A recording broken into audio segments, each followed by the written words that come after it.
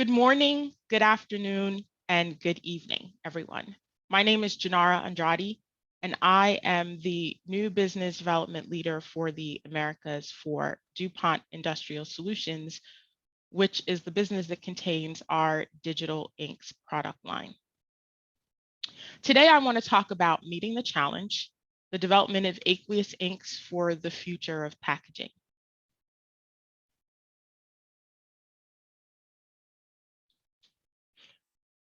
First, before I start, I just want to highlight that DuPont has a long history in both the flexographic printing space, which gives us a deep knowledge and background of packaging printing and some of the requirements and demands there, as well as over 25 years in developing digital printing inks for a variety of markets and applications.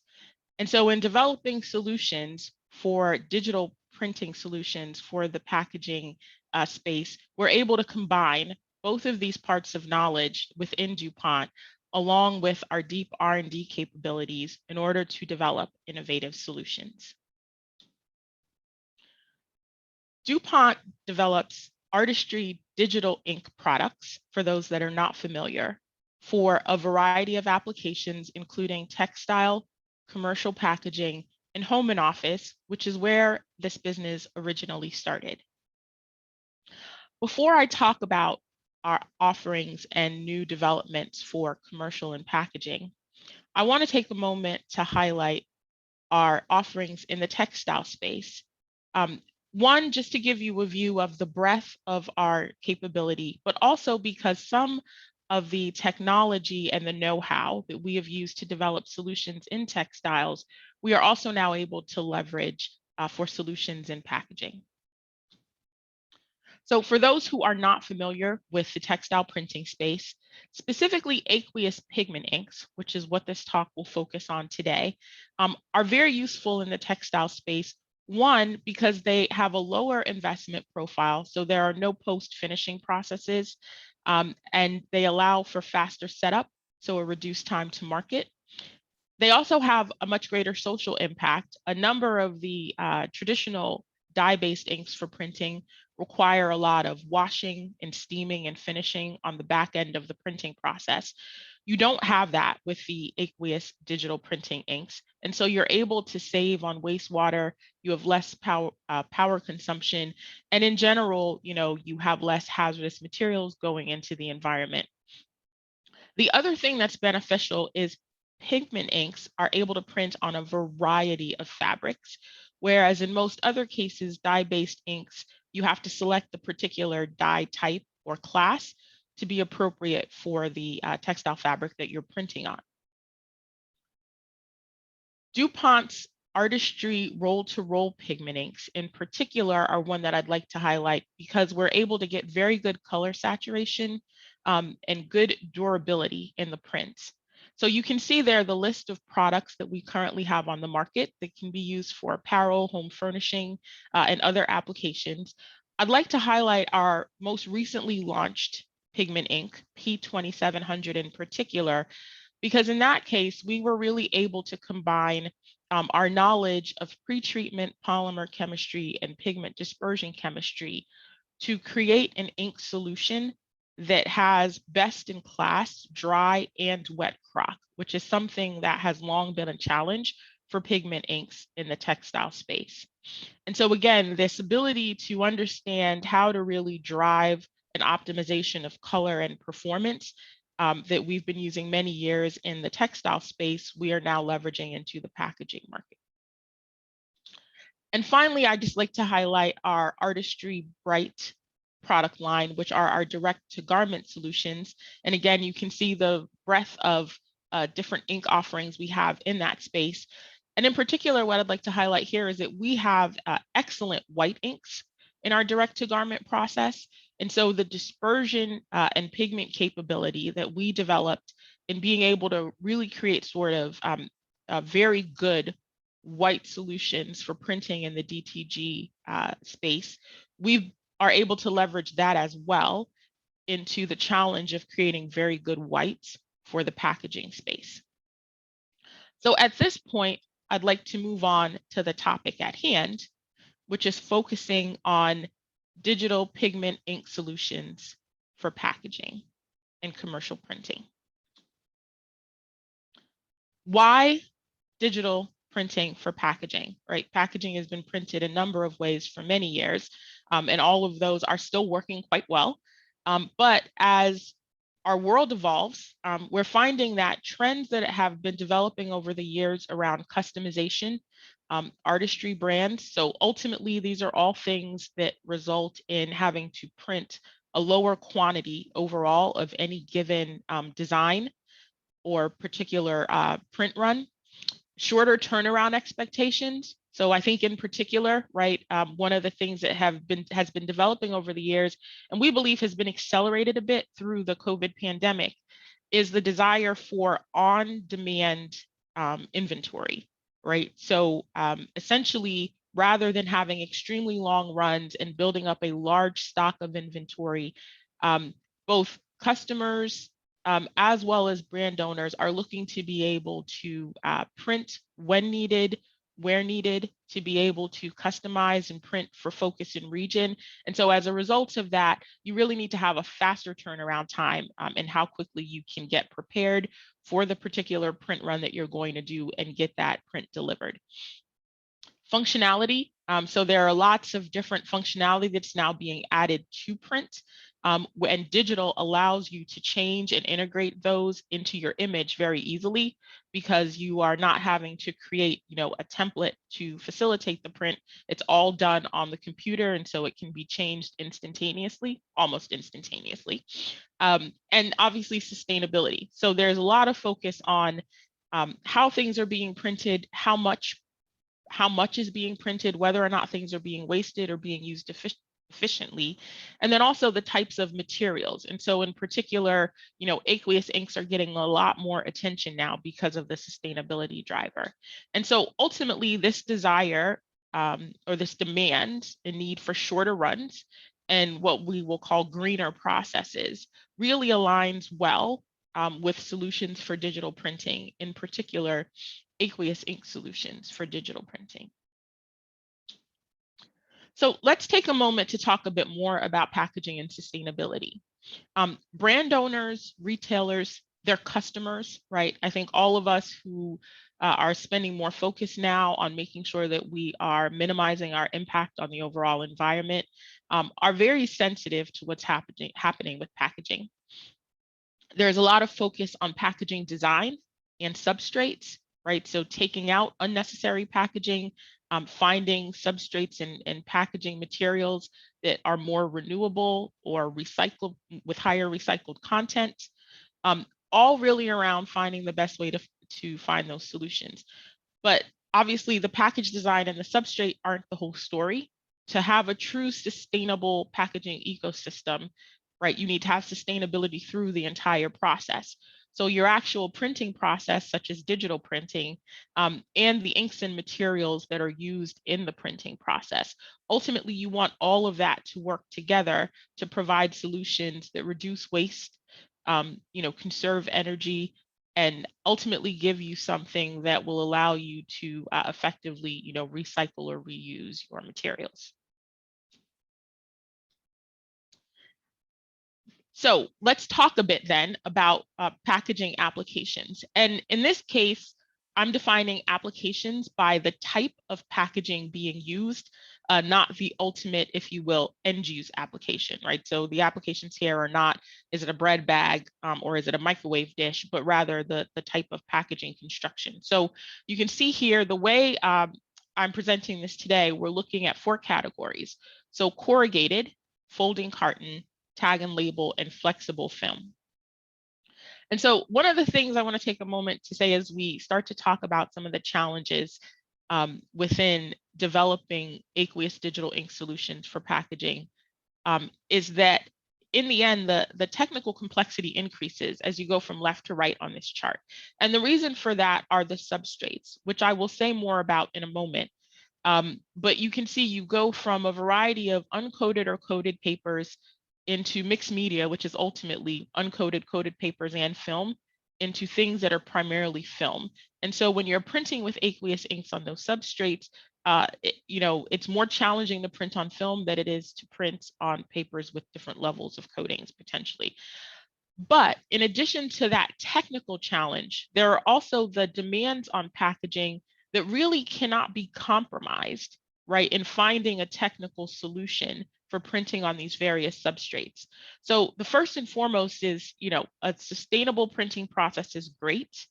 A unique, capable innovative solution is great. But in the end, brand owners, right, customers, they're not willing to compromise on the consumer appeal and the representation of their brand on the package.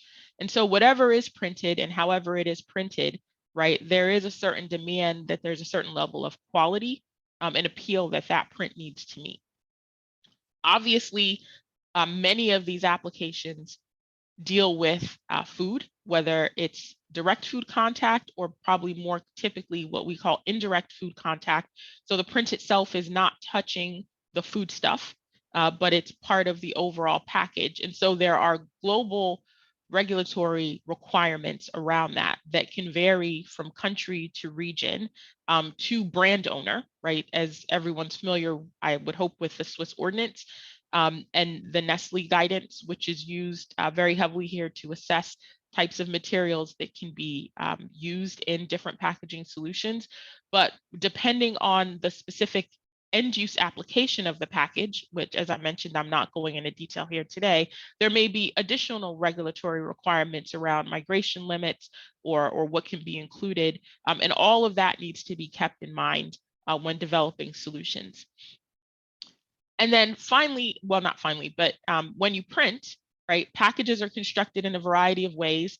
While we may modify the printing process to enable digital printing, it would be great if the entire packaging process to construct the package does not need to be overhauled. That's ideal. And so ultimately, you want the digital prints to be able to slot in to the package construction in a similar way to which packages are designed today. So the same sort of sealing parameters and equipment and things of that nature. And of course, similar to the brand appeal, you cannot compromise the actual package performance. So moving to digital print solutions, if a package is able to be microwaved today that has a print on it, it still needs to be able to be microwaved with the new solution.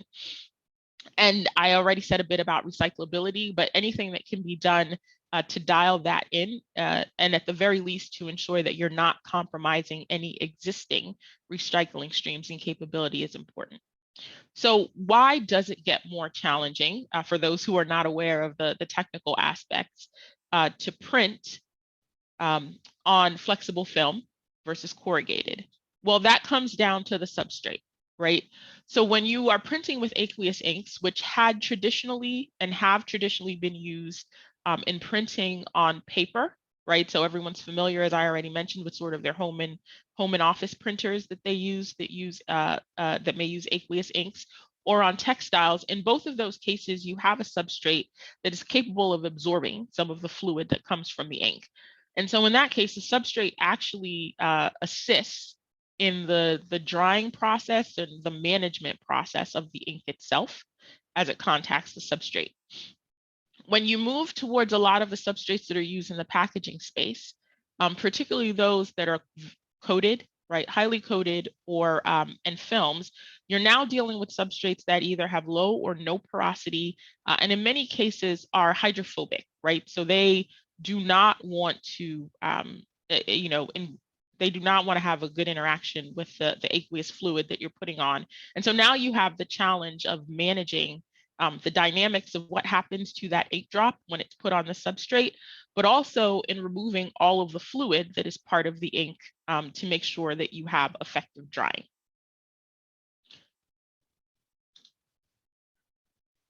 Why does this matter so much for digital printing?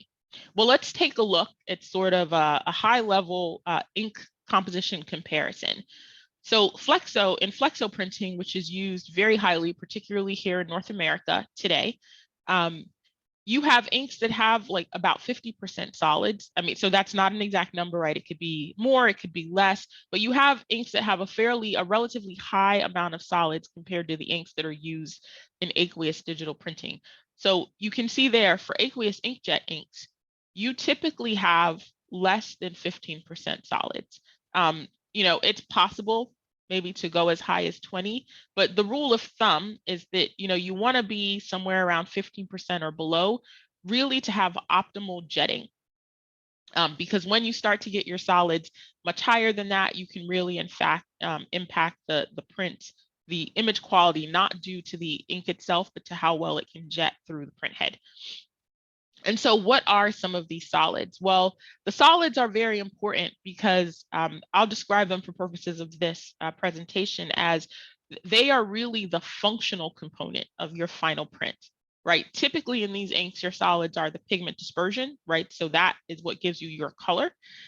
And what we refer to as binders. And so these are essentially polymers or other types of materials. They might be oligomers or other types of materials that ultimately can give you, the durability, the hand feel, some of the other properties that you're looking for in the final print. These are the things that typically stay behind once an ink is printed and dried. In addition to that, right, the majority of the ink, right, so more than 20% of the ink composition is made up of other things like your water and co-solvent, which is the vast majority of that, surfactants and additives. The additives also play a function in how well the ink prints or how your image may look, but those are typically a very, very, very small percentage of the overall composition. And so the other thing that I want to point out is for inkjet inks, because you are jetting ink through these very small capillary pores in the print head, it's actually really important to ensure that even though you want your ink to dry well on your substrate, that your ink is not drying in the printing process. And so as a result, the other difference you'll notice between Flexo inks and the aqueous inkjet inks is that you have a much higher loading of humectants. And so when you combine this lower solid, sort of higher fluid composition with this higher level of humectants, that really does tend to increase your drying challenge. And that will become important in some of the things that I mentioned later. But I do want to take the moment to talk a bit more about the composition, the components that you choose in an ink, and sort of the challenge of really trying to make sure you have an ink that can be effectively jetted, as well as having a good image quality and good performance in your final print. And so if you look to, I put all of these different attributes on a circle because you really are looking to have a pretty evenly balanced system. I won't say very much more about food compliance as I already talked about that, but I do want to highlight that just because it does limit some of what I would call the tools in your toolbox, right? So because you have to make sure that materials you're using are on the positive list for some of the ordinances that I mentioned previously, you do have a select amount of materials, or you have to come up with an innovative way to use a lot of materials in order to drive solutions. But ultimately, your print durability needs to be as good as your jetting reliability. Pardon me. You really can't compromise on either of those two things.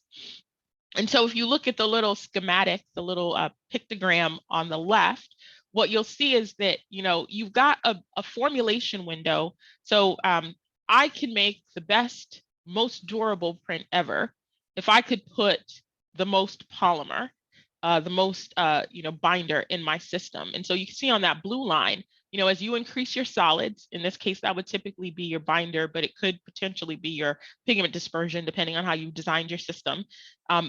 My durability is increasing as I put more solids in. But ultimately, what you do is you get to a point of diminishing return where, while you may be getting better durability, you're compromising your jettability enough, or you're potentially pushing your viscosity out of the specifications required for the particular printing system that you're using. So all of those things need to be kept in mind and really need to be kept in effective balance.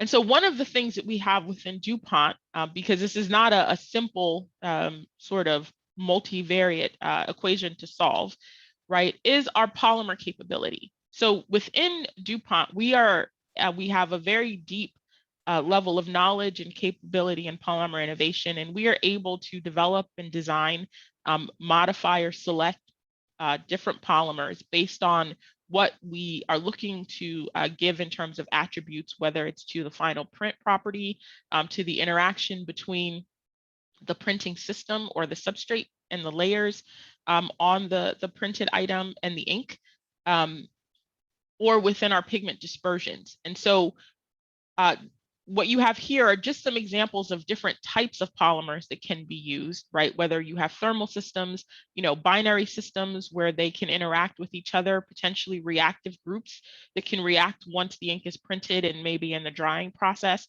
or possibly with another component that's added to the system. And so we can design all of these things. Being able to modify your polymer structure can help with some of the solubility characteristics, which could ultimately help you get to a place where you can balance that durability and jetting in terms of how much you can put in of a given polymer with one architecture or one particular design versus another. And then obviously that also allows you to take sustainability aspects of materials you're using into account. And so just as an illustrative example of this, you can see here, this is a pigment dispersion. And on the left, in the image on the left, it's a standard dispersion where the dispersant, which is a polymer, is just absorbed onto the surface of the pigment particle. And that's a dynamic process. It doesn't stay there. It comes on and off in the fluid. But you can cross-link that with the right design so that you now have a network where the dispersant cannot desorb from the surface. And so in the one case, as you increase the co-solvent concentration, you can destabilize the dispersion so that now your dispersant is not sufficiently absorbed onto the particles and they crash out of solution. In the other case, with that same level of co-solvent change, you actually have a stable dispersion, and that could ultimately impact your formulation latitude to develop an ink, or potentially the ink stability itself. The other things that you can do with these tuning developments is, for example, image quality. So on packaging, we're printing at high speeds. We need to be able to print at high speeds. I already talked about the fact that these substrates are hydrophobic, so you have challenges around being able to wet the substrate good and control your dot spread to get a good image. And then particularly with films, you typically have very low drying temperatures. And so you can see with the PET and OPP images that are shown there, right, due to the wetting characteristics of the aqueous ink on the film, in the case of the PET, you have the drops spreading in such a way that they're running into each other. You don't have good control and they're very blurry. In the case of the OPP, they've not spread quite enough. And again, both leading to poor image quality. But by applying an ink and primer solution, again, with different tuned polymer characteristics, you actually on both of those substrates can achieve a very good quality image as shown on the right. And as I mentioned before, though, right, the high level of fluid required for digital inks in order to jet them does lead you to the point where you have a lot of fluid to drive off. That, as we already discussed, can have an impact on your image quality, but also it can lead to, with these low drying temperatures, if you don't find the right tuning solutions, slow or insufficient drying that will ultimately affect your durability. And so on the image on the bottom, you can just see there an example of one of our, one of the inks we're developing. This is a white ink for film. And you can see all the way on the right in that last image, we can get very good hiding power, right? You can't really see any of the red underneath, very good opacity in the white. But based on the amount of ink laid down, the ink design and how well it's dried, right, that can really have an impact on the durability. The other piece that one has to balance, and again, where the capability to really design unique solutions around the polymer materials can help, is this idea of, okay, now you have created a wonderful print image. It's beautiful, it's crisp, it looks the best, but it needs to function in the overall package design, right? And so you can have your print where it's just covered maybe with a coating or an overprint varnish, or your print can become part of an ultimate layered packaging system. So now your print or your ink, your primer system needs to be able to meet the demands of not just interacting with the substrate, but also interacting with any adhesive that's used in these sorts of systems. And so as a result, again, you're balancing this challenge of you typically get good adhesion from things that are soft and tacky, but at the same time, in order to have good durability, you want your print image to be hard and brittle. And so you can look at polymer solutions to help you balance between those two to find something that's compatible that will lead to good adhesion. So finally, because I believe we're out of time now, I'd like to say thank you all for joining us. And based on our internal capabilities, our long history with developing dispersions, and our deep polymer technology capability, we really do believe that DuPont is positioned very well to develop innovative solutions that will help solve and bring great solutions for some of these really challenging technical issues that are being worked through in the packaging space. I want to thank you all so much for attending this talk today. Please do join us at the DuPont booth. And if you have any questions about what we have in terms of the packaging space, or if you'd like to learn more about how to work with us, please do talk to someone at the DuPont booth. Thank you and have a great day.